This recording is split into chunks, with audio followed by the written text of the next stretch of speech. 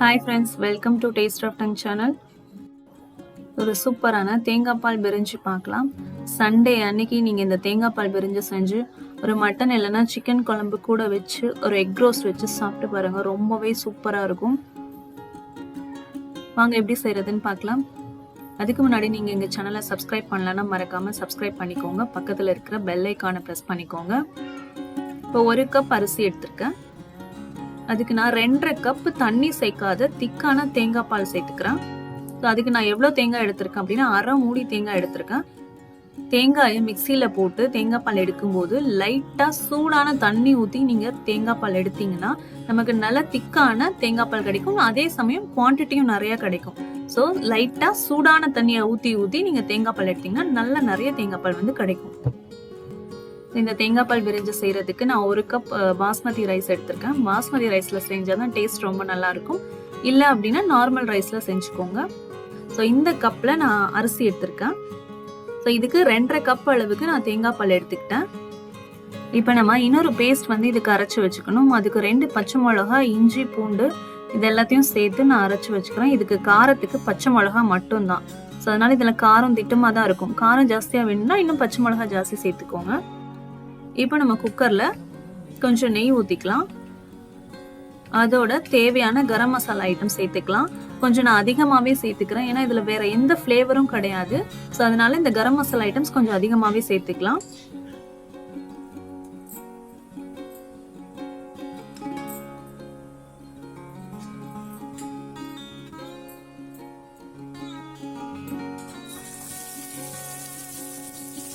இப்போ இதுல ஒரு பெரிய வெங்காயம் நீளமா கட் பண்ணி வச்சிருக்கேன், அதையும் சேர்த்து வதக்கிக்கலாம். வெங்காயம் நல்லா வதங்கினதுக்கு அப்புறமா நம்ம அரைச்சு வச்ச பேஸ்டையும் போட்டு நல்லா வதக்கிக்கலாம்.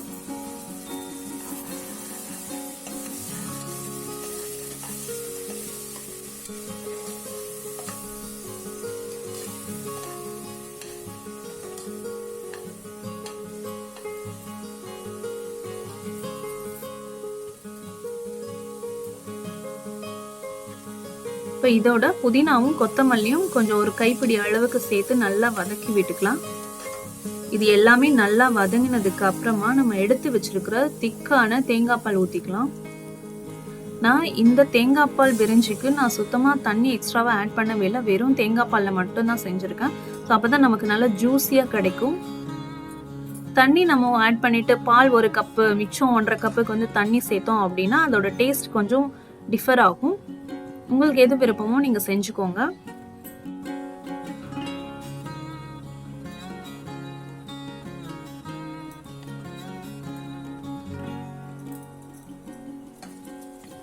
இப்போ 1 கப் ரைஸ், பாஸ்மதி ரைஸ் ஊற வச்ச அரிசியை நான் 20 மினிட்ஸ் ஊற வச்சிருக்கேன். இந்த ஊற வச்ச அரிசியை இதோட கலந்து விட்டுட்டு ஒரு கொதி வந்ததுக்கு அப்புறமா குக்கரை மூடி போட்டு மூடி 2 விசில் போதும். பாஸ்மதி ரைஸ் 20 மினிட்ஸ் ஊறினதுனால 2 விசில்ல வெந்துடும். 2 விசில் விட்டு எடுத்துக்கலாம்.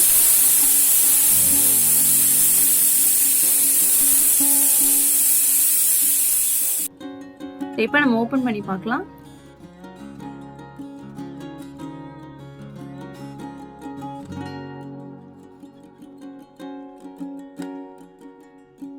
நம்மளோட டேஸ்டியான தேங்காய்பால் பிரிஞ்சி ரெடி ஆயிடுச்சு. இது பிரியாணி மாதிரி உதிரியா இருந்தா நல்லா இருக்காது, நல்லா ஜூஸியா இருந்தா தான் டேஸ்ட் ரொம்ப நல்லா இருக்கும். ஸோ இதோட ஒரு எக் ரோஸ்ட், மட்டன் குழம்பு வித் மாம்பழம் வச்சு சாப்பிட்டோம்னா செம்ம டேஸ்டா இருக்கும். ஸோ இந்த வீடியோ உங்களுக்கு பிடிச்சிருந்ததுன்னா மறக்காம லைக் பண்ணுங்க, ஷேர் பண்ணுங்க, எங்க சேனலை மறக்காம சப்ஸ்கிரைப் பண்ணுங்க. தேங்க்ஸ் ஃபார் வாட்சிங் ஃப்ரெண்ட்ஸ்.